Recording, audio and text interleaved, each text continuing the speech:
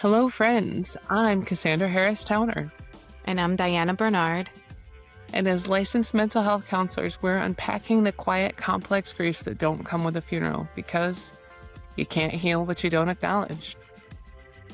Welcome to the Living Loss podcast. We are so glad you're joining our conversation as we name these losses and create a meaningful path forward together. Please subscribe and share this episode. It helps us grow this community and reach others who need to know that their grief is valid. Let's dive in. Now, before we bring in our guest today, who is absolutely spectacular, we do want to lay a little bit of groundwork. First and foremost, we'd like to mention that today's conversation does touch on the subject of sexual abuse and could be triggering to some listeners. It's not the overall focus, but we wanted to be mindful of everyone's experiences. We talk about quiet losses on this show, and today we're looking at ambiguous loss pertaining to family estrangement. Now, just so that you all know, family estrangement is the intentional physical and emotional distancing that happens between family members sometimes. It isn't just a heated argument. It's a persistent state of detachment that occurs when one or more members decide that maintaining a relationship is more harmful than the silence of living in its absence. It represents a living loss, the ongoing process of grieving someone who is still alive but no longer present in your life. Yeah. This ambiguous loss is grieving someone who is psychologically or emotionally absent, but they're still alive. Estrangement, grief, often lives here. And we sometimes will talk about the feeling of estrangement, but today we're bringing in some psychoed to help us understand the mechanics of it. Why does it feel so heavy? Why does the family react the way they do? We're going to look at three main concepts for why this happens. The first one is family mythology, and this is the shared story a family tells about who we are. You've heard them, you've heard the saying like the Millers stick together, or we don't air out our dirty laundry. Heard that quite a lot of times. Mm-hmm. And when you choose estrangement, you aren't just leaving a person, you're disrupting an entire story. The living loss here is that you're often cast as a villain simply because you stop playing your assigned role in this myth. Mm-hmm. And that often leads into scapegoating. Scapegoating is a dysfunctional system in which one person often becomes the bucket for everyone else's stress and blame. It stabilizes the family because as long as you are the problem, they don't have to look at their issues. So if you've walked away and the family is in an uproar, remember, you didn't create the chaos, you just stopped absorbing it. Choosing yourself means the system has to find a new way to balance, and that's not your burden to carry. Right. And we have spoken before, and I think we will always come back to this window of tolerance. And the window of tolerance, just a reminder, is if you've been with us since the beginning, you remember in episode 4, if you want to go back there, we go into it a lot deeper. And a quick refresher is that it is your optimal zone. It's the space where you can handle emotions without spiraling into a panic or shutting down completely. And for many of our listeners, family contact pushes them right out that window. Estrangement isn't an extreme or a mean choice. It's a psychological zone. It's choosing to live in a zone where you can actually breathe, parent, and function instead of just surviving that next phone call. So with all of that being said, we are so excited and so humbled to have our guest with us today who's had a deep dive experience into all of these things. Her grief has been with her in one form or the other for at least the last 30 years. We would like to give a warm welcome to Lee, who is a retired psychotherapist and has done extensive work after debriefing first responders following 9/11. Thank you so much for joining us here today, Lee. Thank you for inviting me. I just feel so honored to be able to talk to you guys and feel so validated and seen to have this part of my story told. We're really grateful to have you here with us today. And when you're thinking about your story and what you'd like to share with us, a lot of times we wonder like where it all began and then kind of what happened after that and then what's it like for you now. And I know that there's a lot of history here and I really appreciate you being willing to be this vulnerable with us. So thank you. Oh, you're welcome. Thank you. So where did it all start for you? So it probably started in my training, Okay. when I was learning about how do you work with sexual abuse survivors. I mean, you have to remember, I'm kind of old. I'm retired now. So the training happened a long time ago. And a lot of it was about how do you ask the questions? How do you honor sexual abuse survivors when you tell you them your truth, that they tell you your truth? And um, and then how do you support them around their truth? But there was nothing that I learned that was like, if you confront your family about this, look out. Oh, I didn't get goodness. any of that in my training. And so I was quite young when I was sexually abused. And so I went into my disclosure with a level of naivety that I don't have now.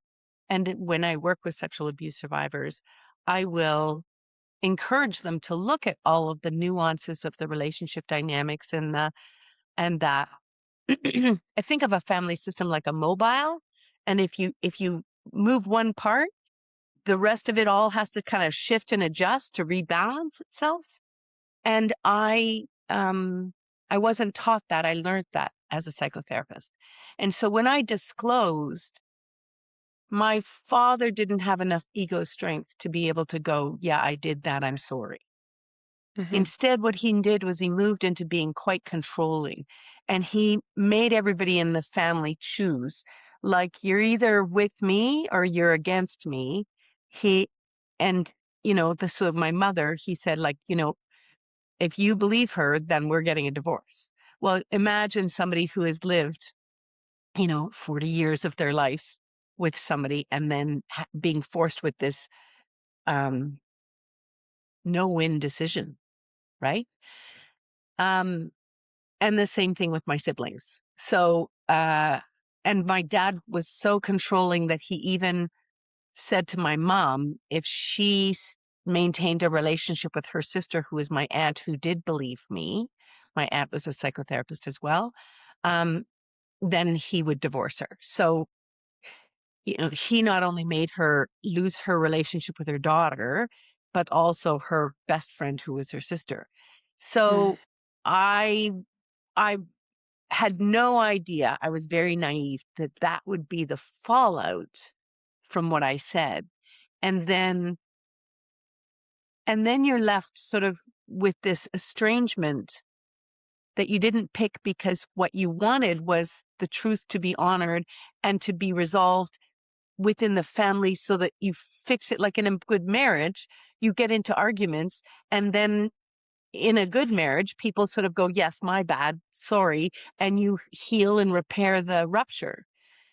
And so the naivety that I had that could be repaired left me in a place where I was estranged, but I didn't choose estrangement. Lots of times people choose it. I ended Hmm. up on the receiving end of estrangement because of my naivety.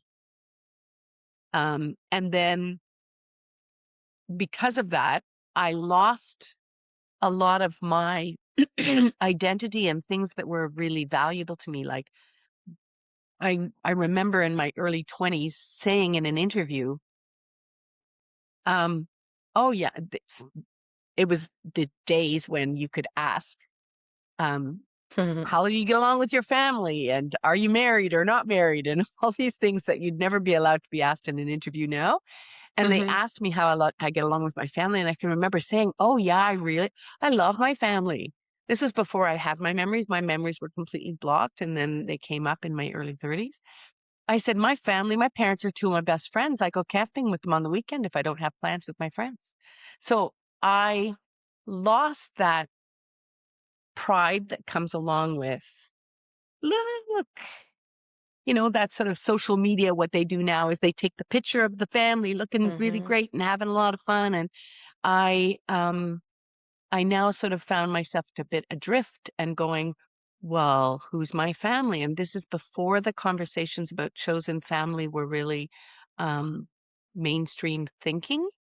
Mhm. I had to come up with that concept and find people who would be chosen family. Um, so, did I answer your question? That's where it began. Yeah, So you that's sure where it did. began. That is such an interesting concept that you didn't choose estrangement. Hmm. And there's a lot of talk now on the internet that it's a trend, that people just choose it. And that's a misunderstanding in itself. Because when Hmm. someone does make that decision, it's usually after decades of Right. trying to fix it, trying to make it work. What you did was to try to repair that relationship. And you believe that in telling the truth, and it's so it like hurts my heart because when you're trying to tell the truth because you believe that that is what's going to heal your family because it's the truth. You're not lying. Lying is bad. Telling the truth Yeah. is good. But when you have a dysfunctional family, when you have this trauma within your family, the truth is evil. The truth is the worst thing that you can do. Now it's a betrayal. It's a betrayal to your Right. family to tell the truth. Right. Because And the myth in my family was we were so close. I mean, I did not have parents who were alcoholic, unkempt hygiene, didn't go to our plays or our baseball games. Like I had parents that were professionals that showed up for our baseball games. They were a lot of fun. It was the best thing. I know this sounds very weird. The best thing for me is since Cosby's been caught, I now have a way of describing my family because I go, wow. I grew up in a white Cosby family where it's really fun, really intelligent, really close knit, lots of laughter. And then there's this dark side. So now I can sort of describe what my family system was like without having to go into the kind of the drama of the story, which isn't me. That's not who Mhm. I am. That's what happened to me. Sort of like saying, I don't go around saying, I'm the girl that got in a car accident in my 20s. Like I don't Mhm. go around going, I'm the person who was sexually abused as a child. It's not my identity. It's what happened to me. So now I can sort of short form it because Cosby was caught. And if people are older like I am and they grew up watching the Cosby Family, they can go, oh, that's what your experience was. And then this is what was happening that was beyond your control that got blocked out. Mhm. Yeah, they could experience maybe even a fraction of the real life shock that you Yeah. experienced Because in what your own I have life. found is that people want to compartmentalize you into this or that. You know, if you've grown up in a family where there was sexual abuse, then you have terrible trauma that you probably can't survive. And they were horrible people. And I'm not saying that what happened to me wasn't horrible. What happened to me was horrible. And I went through years of like um, working through all of the different bits of the trauma and stuff. Um, Mhm. but that's not all of who they were. You know, they're whole people, and there were lots of parts of them that I really enjoy and miss. Mhm. Mhm. Of course. Of And I course. think that And that this doesn't get has understood by the general Mhm. population because mm, we're trained with the movies we watch and all that kind of stuff to just focus in on the dramatic parts. Mhm. Yeah, correct. And as you were experiencing all of these parts, I'm sure that this estrangement like you said, you were learning what it was and all the doors that were closed as you went along. And I can imagine that you continued to learn how this estrangement kept impacting your connection to your extended family, or the confusion of continuously thinking, where do I belong? Can I go? Am I going to be kicked out? Or I just the not knowing, Well, and I continuously kept not being knowing. naive and shocked by it. And of course. There's a little bit of a theme of being naive and shocked by things Yes. about it. But And I think so, that makes complete sense. That makes complete sense to be shocked, because what most people don't understand about estrangement is that there's this hope that things are going to go back. And yeah, this is why estrangement takes so long, because you keep seeing this good version of people. You keep seeing what you want and desire to go back to. Can we just be this all the time? Can we be this good family? And yeah, there is this hope that keeps you, whether it's naive or hopeful, but that's what you continue to desire. right. Because I kept thinking I could still, I don't know. So I get back some of who I am. It's partly about my identity and loss of identity, you know, because my identity was being part of this great, fun, intelligent family.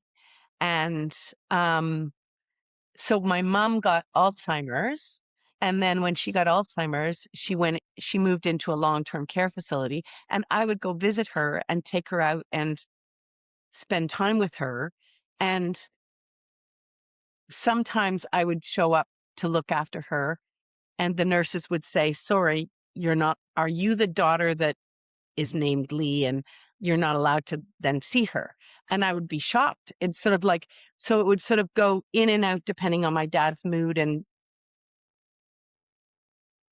so, and then when she finally did die, I know I shouldn't have been, but I was shocked that I was not allowed to be part of the family system while we were planning her funeral. My father was like, "I'm too vulnerable and I'm not having her anywhere near me. She chose to not be." I think in their minds, they think that I chose to not be part of the family because after I disclosed, I didn't see my parents for about 5 years. Mutual estrangement, Mhm. he was cutting my mom off from my aunt and all of those things. And I was trying to even just figure out who I am and purging these Mhm. memories and processing them and stuff. Um, and so I got married and I didn't invite them to my wedding because I didn't want my dad. He's got a very big presence and I didn't Mhm. want him at my wedding. And then I think the myth in the family was you chose to not be part of this family because I didn't have them at the wedding. And I was too naive and young to kind of do the math and go, if you don't invite somebody to your wedding, they, they're going to assume that you don't have a relationship. And so when my mom died, I was not invited to be part of the family system during the planning of her funeral and making of the boards, with all the pictures of your family. There was no pictures of me over the age of 30 at my mom's funeral, and I was 60 when she died. And no pictures of my husband, no pictures of my stepkids. So it was very hard. It was very hard, and I would hear about the fact that they get together as a family without me, but I hadn't really absorbed it until my niece got married.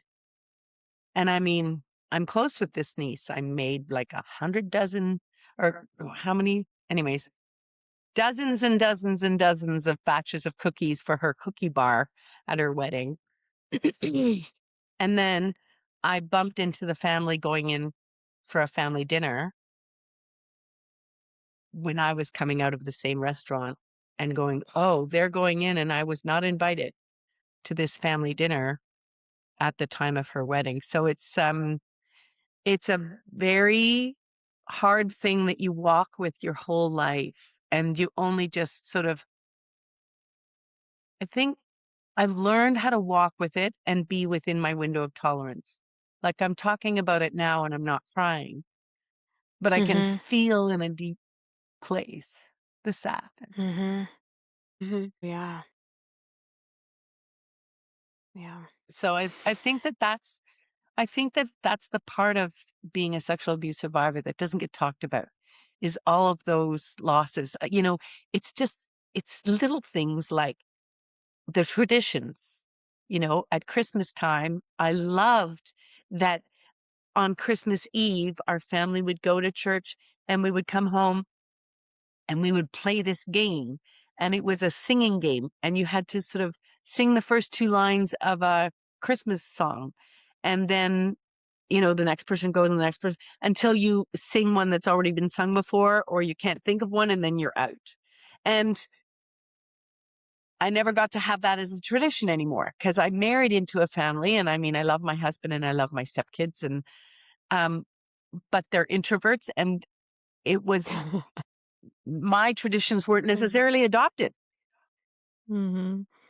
Yeah, I could imagine an extrovert going into introvert family. Yeah. Yeah. So you had to be, that's another way that you also pioneered not only the chosen family, but new traditions, Yeah. more concepts that were not taught, that you just kept creating this path of healing for yourself. Yeah. I found places that I could belong, because what you do is the double bind is you can choose your truth and authenticity, or you can belong. And I'm not saying that this is new to sexual abuse survivors. I mean, we can see politically people making choices around authenticity and then they get fired, right? Mhm. So that speaking truth to power has risk in it. And it's Mhm. okay to Does. acknowledge the risk, and there isn't a right or wrong. But I chose authenticity at the risk of belonging. And so what Mhm. I had to do was find places I could belong to. So I joined a church that had the values that I have, and I joined the Y, because you could I didn't have a lot of money. And I knew intuitively I wasn't going to be getting money from my family. So you could have a free membership at the Y if you volunteered and taught. And so I've always belonged at Mm. the Y. For 32 years, I've volunteered teaching at the Y. And then no matter where I go in the world, I can go work out and stuff. But it also, if I'm having a depressed day, I could go there and people would always be, hey, but, and I could get that sense of belonging. It's looser threads than a family system that is more knit together, but it's still a sense of belonging. And I think that that's the thing that people don't realize, is that whether you've chosen estrangement or somebody else has chosen to estrange you out of the system, you have to work at finding places to belong. And the onus is on you to do that. And you don't Wow. really regulate until you do that. You can't Mhm. be in that window of tolerance of emotional regulation until you actually have Mhm. a place you belong. Correct. You know, And I love when that. you're go ahead, And Cassandra. I was just thinking, I love that you have managed to carve that window out for yourself, because I Mm, can only imagine that having this visceral disruption into your family life has caused it to be also difficult for you to build connections and trust with other people outside of that as well, because yeah, there's an underlying fear of estrangement regardless. So I'm a little bit yeah. curious as to like how that has played out for you. Um, it's been hard.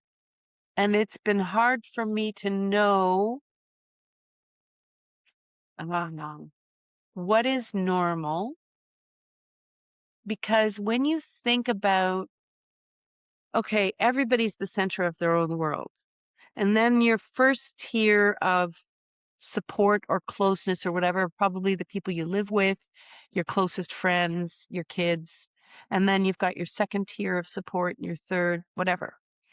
If you if you end up having that first tier drop out of your life, then you form relationships and you go, well, how often am I supposed to call you if I know you have a first tier in terms of your family, but I don't?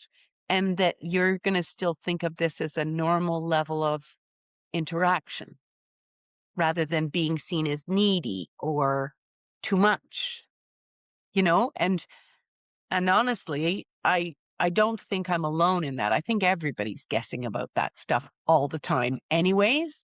But in Mhm. my mind, I was um, much more unsure about that kind of emotional math. Whereas before I had my memories, I was very clear. Family's first, and I get to like you guys, but I don't need you. Mhm. And then all of a sudden, if you didn't have that centered tier, it's like, oh, well, what if I do need you? And how Yeah. much can I need you for you to still want to have this relationship? It's more complicated math. And then, of course, you have just life, right? And I have said to people, 100% when people have major life changes, it will change the dynamics of your relationship. So if people move, if people get a job, if people have a baby, if people have somebody die, like, I had a really good girlfriend that, like we were best friends. I was part of their family and her husband died. And, I don't think she consciously decided that's it. I'm cutting you off. She just went, I can't, I think in her head, she could not hear me talk about my husband and the struggles that we had with our child with special needs because at least he was alive. And so she gravitated towards all of the single friends in our group. And so our friendship ended up dissipating. So some of that stuff is just normal stuff. But when Mhm. you have this history where there's estrangement in your family system, um, you're looking through a lens that is more insecure because you don't have that foundation behind you. Does that make sense? Oh, Absolutely. so much sense. It Okay, sure good. does. Yeah. Crazy. This conversation is just so important. And when you were speaking about authenticity, the way that I kind of conceptualized it for myself was that the unwillingness to betray yourself, like to not have that self betrayal. And that is what you do gain. You're not betraying yourself. When you are authentic, you're standing up for yourself. Yeah. And I think And there's so I would much say power that in where that. I've come in terms of my healing is, even though I didn't choose the estrangement at first, I had a naive thought that I just had to say what was wrong and then it would get better because the other person would apologize Mhm. and then we'd heal. Um, that Yeah. obviously came from my inner child. And now I Yeah. would say I would choose the estrangement. Yeah. I'm in a different Wow. place where I go, that is an unhealthy relationship for me to be in, to Mhm. um, be relating to somebody who hurt me and then still wants to control the dynamic.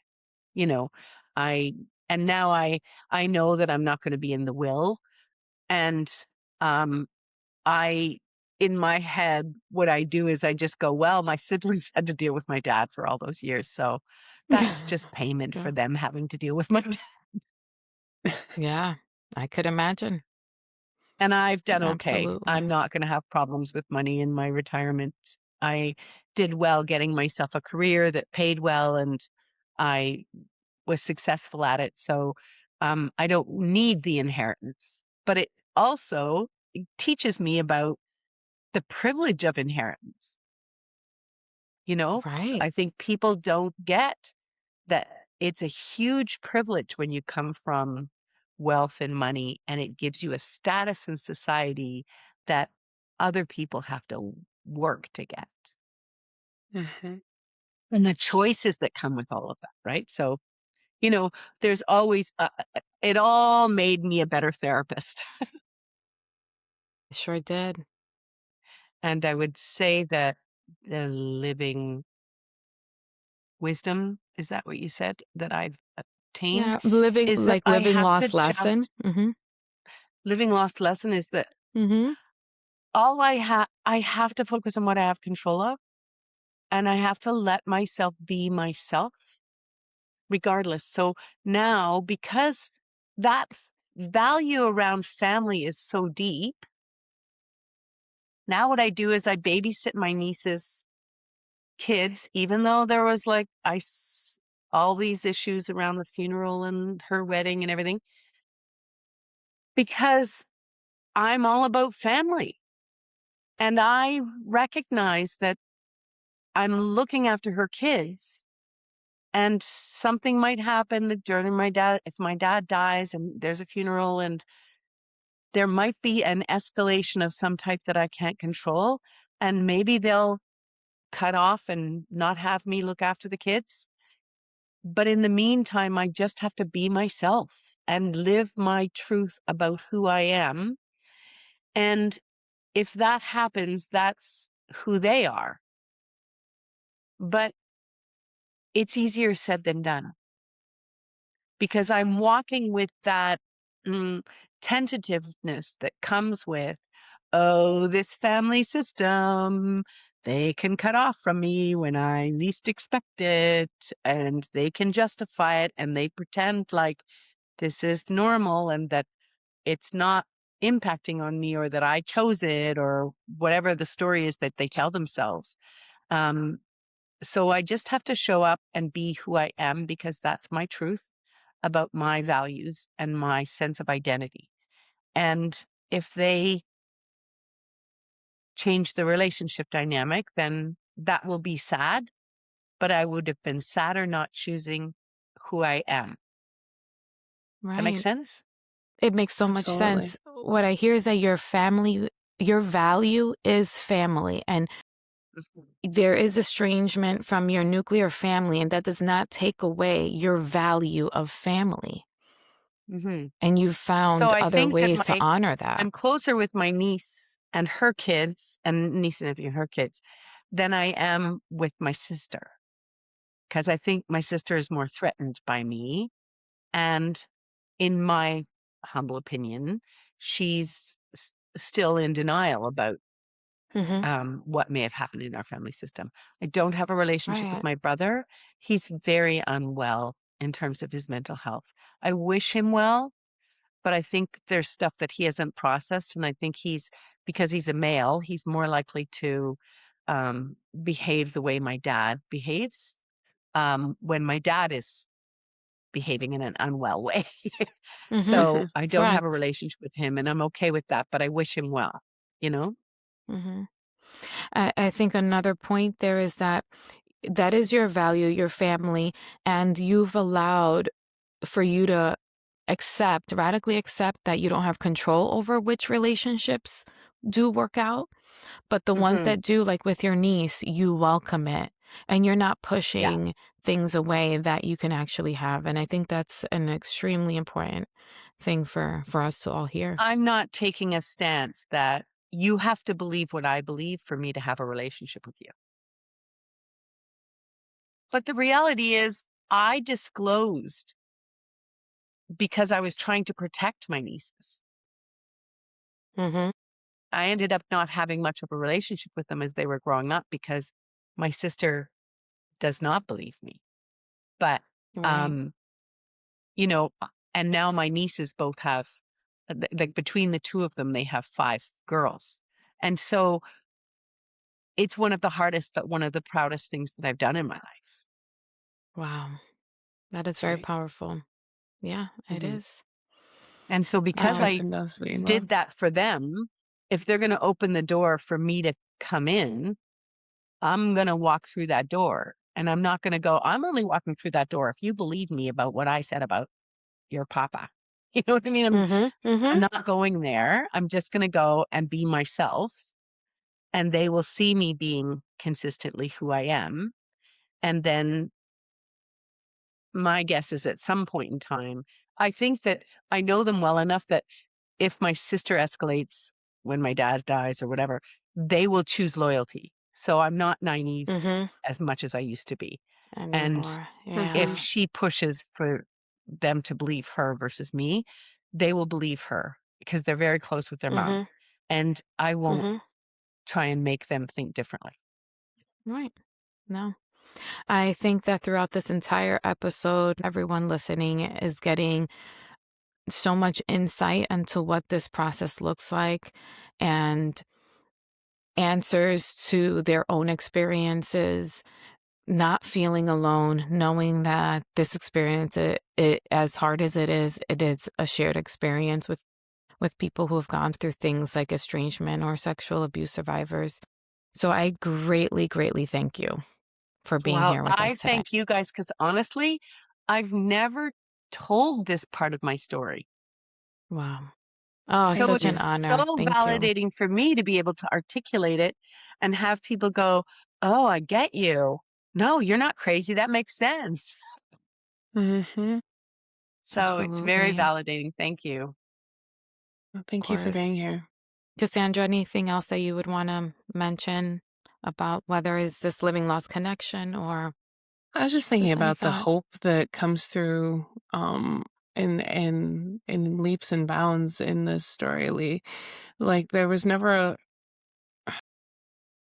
I know that there was times where I don't know. I'm assuming that there were times that it did feel hopeless, but at this core of it, because you stuck to your values, because you realized that this was more important than how you felt about things, that you were able to find hope in even the darkest moments.